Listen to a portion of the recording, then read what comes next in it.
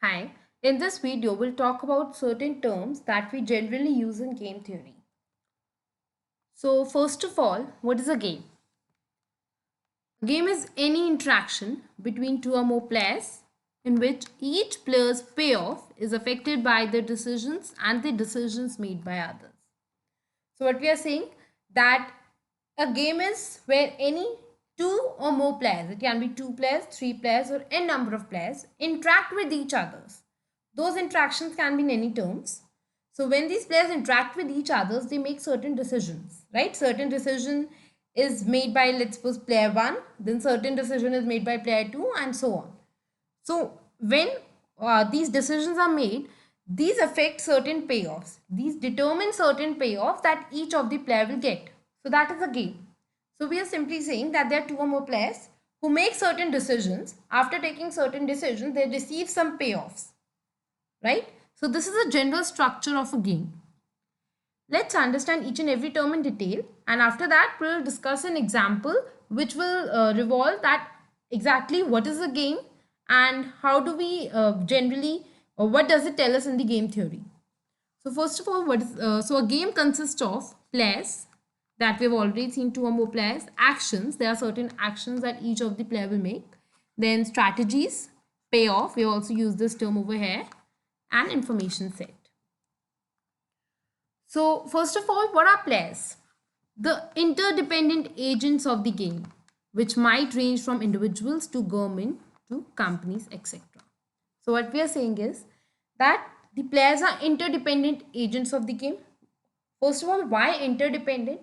Interdependent because every player's payoff or the outcome, or the money or the amount or the outcome, whatever the player will receive for making those decisions, are not affected only by the decisions that each player is making for themselves. It is also affected by the decisions that other players are taking, right? We'll discuss it in details later on, but generally a player's payoff or the outcome or the benefits is basically determined by decisions of all the individual players and not just by the decision taken by the individual player by himself, right? Which might range from individuals to government to companies, etc.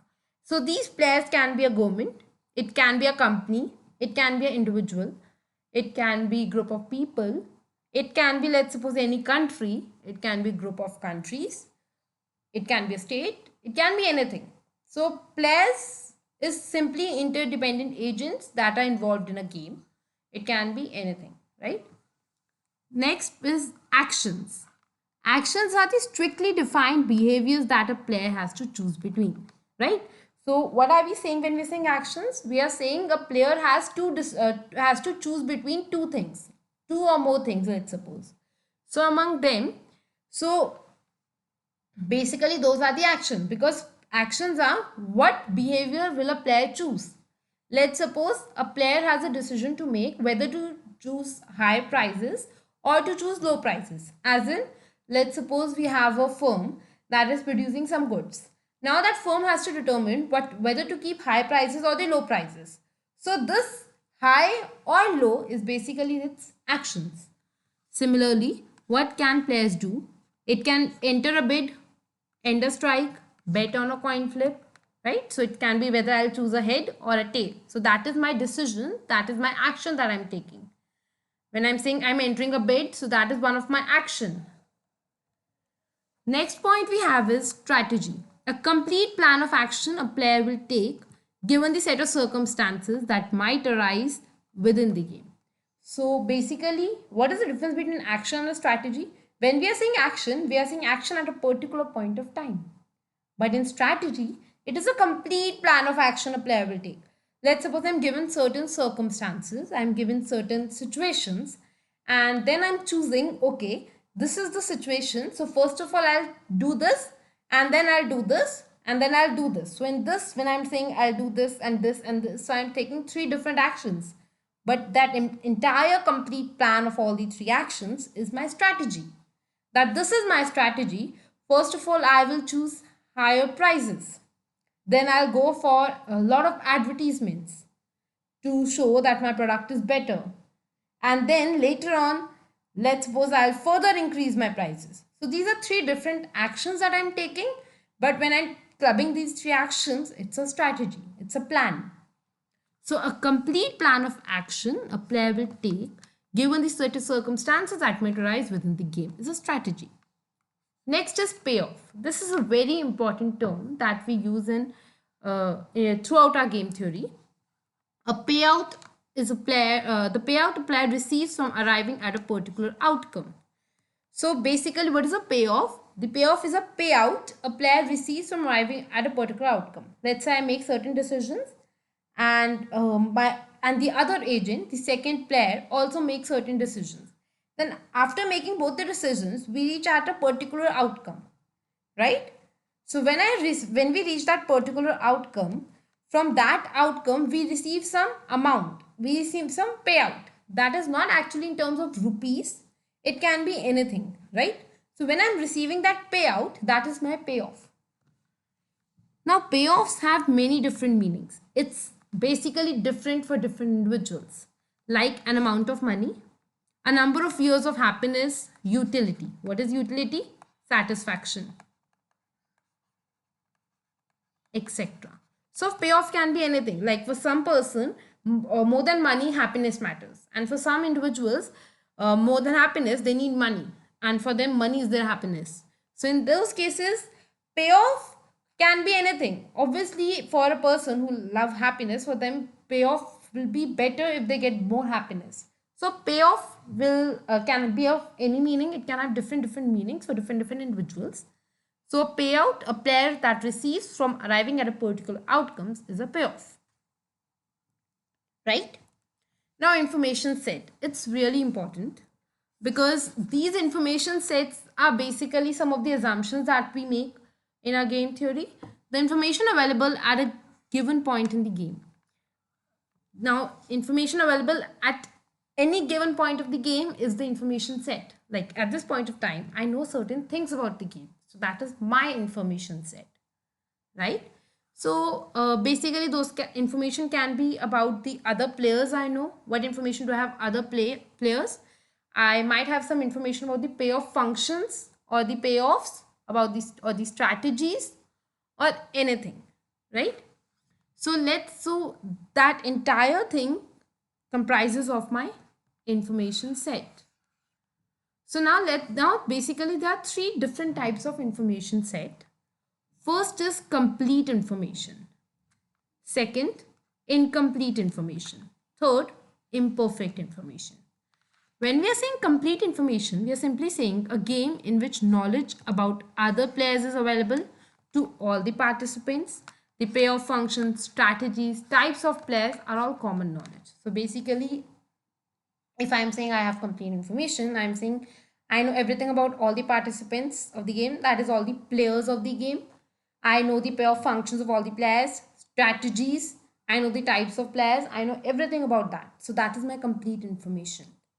When I'm saying incomplete information, we are simply saying a game in which players may or may not have information on the game type, player actions, player type, strategies, payoff.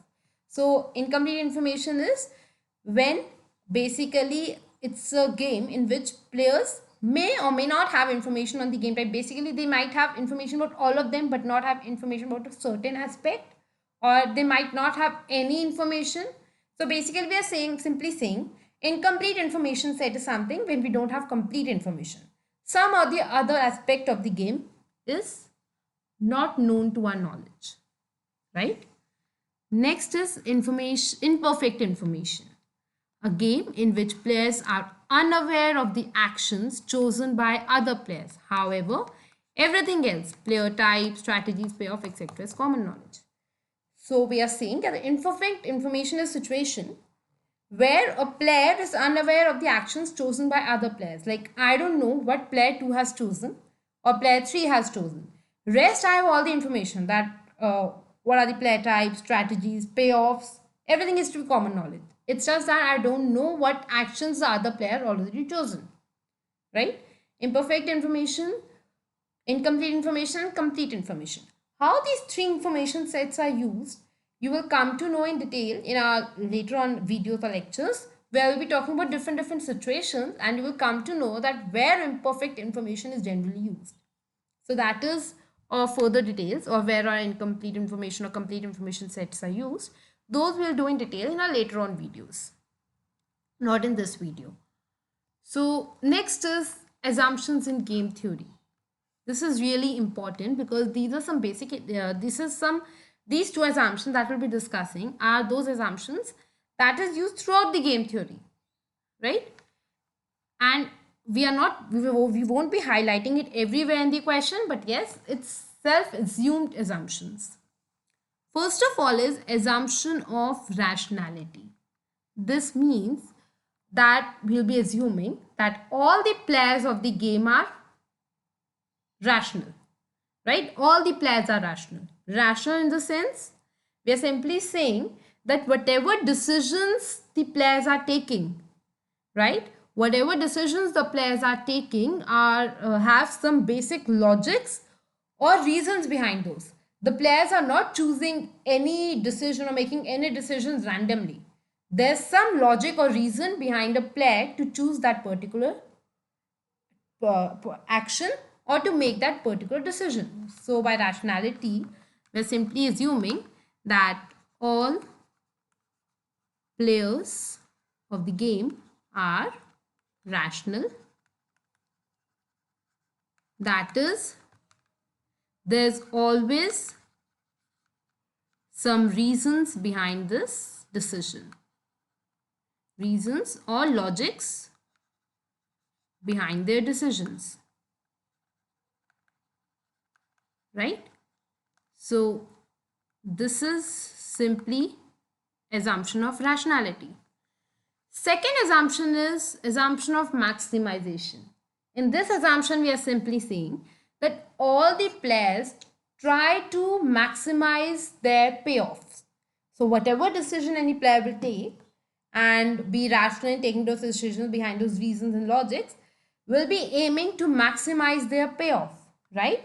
So each player will try to maximize its payoff.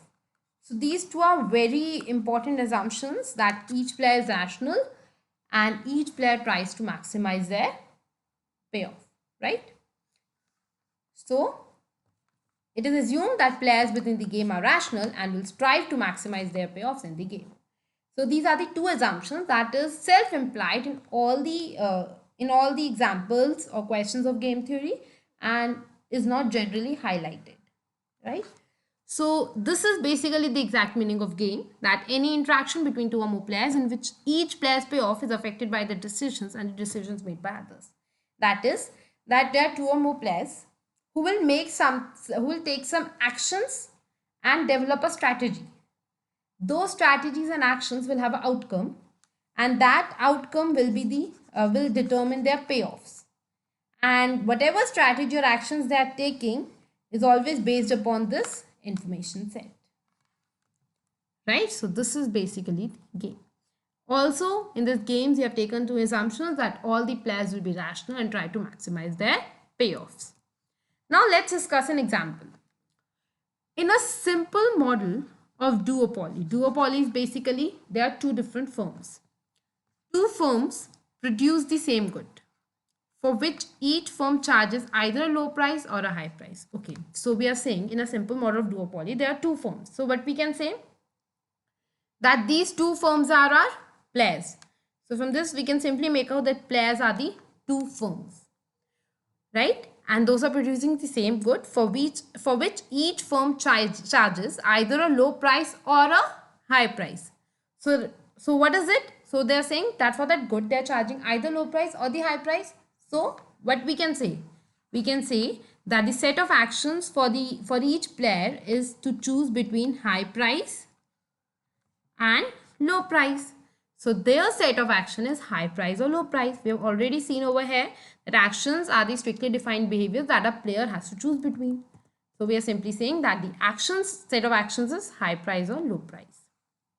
Each firm wants to achieve the highest possible profit. This is the assumption, basic assumption, every game theory, that each firm tries to maximize its profit. Now they are saying that if both firms choose high, that's high price, then each earns a profit of rupees 1000. Okay.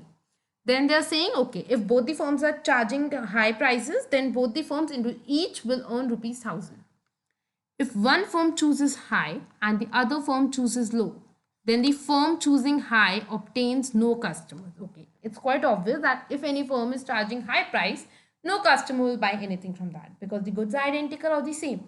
So we'll definitely go for the firm that has low prices and makes a loss of rupees 200. Okay, so let's suppose if I am charging high prices and my other player is charging lower prices, in that case obviously I'll incur a loss of rupees 200, whereas the firms choosing low earns a profit of 1200.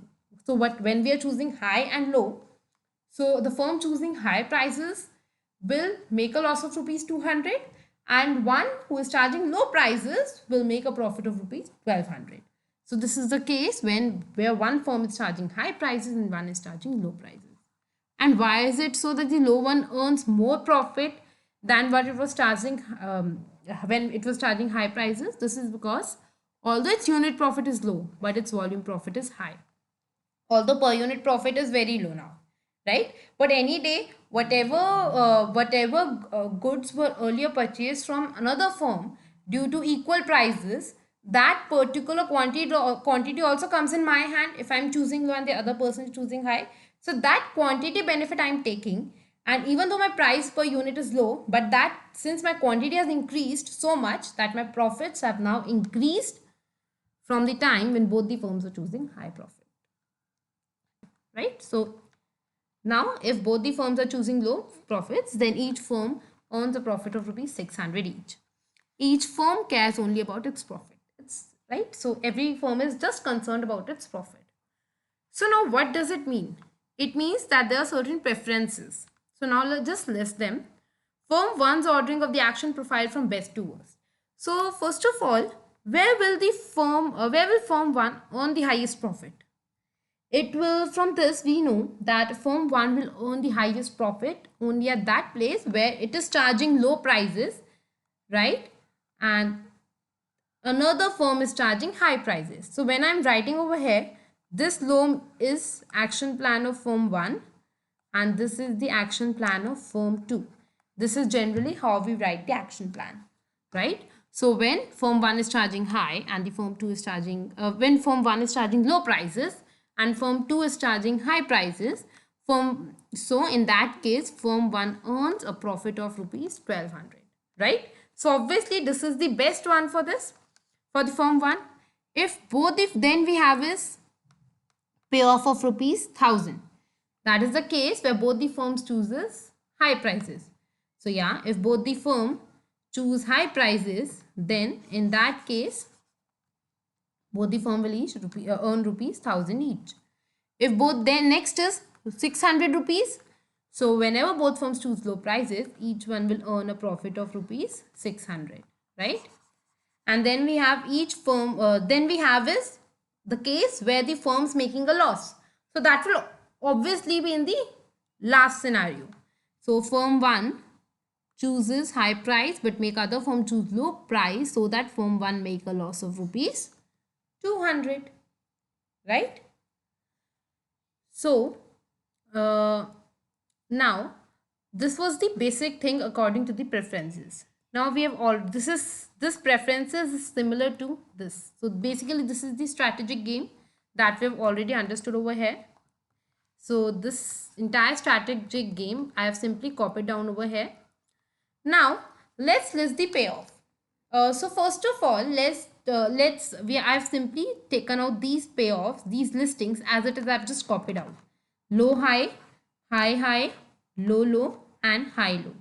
So what will happen if the strategy for this is obviously strategy for firm 1 and this is for firm 2. See, this is generally defined, so it there's no need to mention it again and again, but since it's the first video, I'm highlighting it again and again that this is particularly for firm 1 and this is for firm 2. Now if firm 1 charges low price and firm 2 charges high price, then what will be the payoff for firm 1? We know if firm 1 charges low price, then for firm 1, the profit will be rupees 1200. Right? And for firm 2 it's a scenario when firm it formed for firm 2, it's a similar scenario when it chooses high and the other player chooses low. Since the other player is choosing low and I'm choosing high, it is similar to this situation. So firm 2 will basically incur a loss of rupees 200. If both the firms are choosing high, then each firm will earn a profit of rupees 1000. Right? So rupees 1000, and this is also 1000. Or we can simply ignore this rupees because this is the payoff, and we know more the payoff, more the higher the value, higher is the payoff. Then is low. So when each firm charges low price, each will earn a profit of rupees 600. So 600. Next is high low. That is, if firm 1 choose high price but the other firm choose low price. So firm 1 is choosing high price, so it will incur a loss of rupees 200. And firm 2 who is choosing low prices, similarly it's the situation, so it will be incurring a profit of rupees 1200. Right? Now I have simply written down these payoffs. I have simply copied down this table over here. Now we'll make a payoff matrix. This is known as a payoff matrix, right? We generally make these payoff matrix to solve our games. So now this is a situation where firm 1 will choose high prices and firm 2 will also choose higher prices. So that is, we can say this situation. So how do we represent it? We'll represent it like this. Payoffs will represent like this, 1000, 1000. So this will represent firm 2 and this 1000 will represent firm 1 always. Next situation is where firm 1 is choose this matrix, this cell, where firm 1 is choosing high and firm 2 is choosing low. So firm 1 high and firm 2 low is this situation, that is minus 200. And for firm 2, it's 1200. So we'll write it like this. So just how, so it's similar to a strategy. For firm 1, strategy is high. So at that place, we'll write its payoff minus 200. And for firm 4, it's low. So we'll similarly write it as 1200. Next is when firm 1 chooses low. So when firm 1 is choosing low, we can write it as, and firm 2 is choosing high, this one. So for that, it is simply 1200 and minus 200. And the last situation where both firms chooses low is simply 600 and 600 each. Right? So this is our payoff matrix. Most of the games, in the very beginning, few videos will be making the payoff matrix something like this. Later on, these are simultaneous move games, right? Later on, when we'll move to sequential games or when the games are in certain stages, we'll make a different kind of a chart. We'll discuss that in later videos. But initially, this is how we construct a payoff matrix. First of all, we have the entire story. Then from that, we pick up our players, our set of actions, and then then we make our payoff table like this. From this payoff table, we can easily construct our payoff matrix. So this is basically what a game is and how do we interpret this game in terms of a payoff matrix, right? This is something that we'll be using very often in game theory, and this is what entire game theory revolves around. I hope you like this video. Do subscribe this channel for more videos on game theory and statistics. Thank you.